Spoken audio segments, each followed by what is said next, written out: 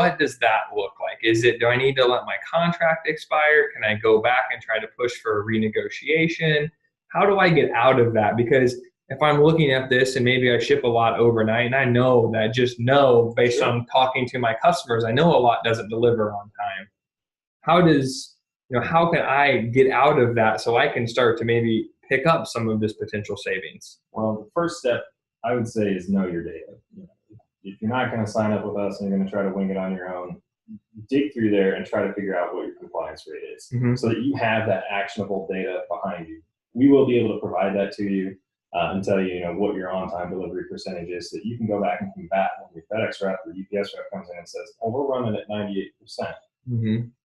Well, then why are only 87% of my packages making it there on time? And here's all the tracking numbers that happen.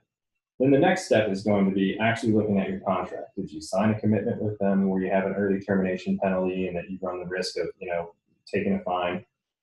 If that's the case, it becomes a little bit more tricky, but there's still ways to get around that where you won't take that penalty, and we're happy to help our clients work through that. I do that all the time.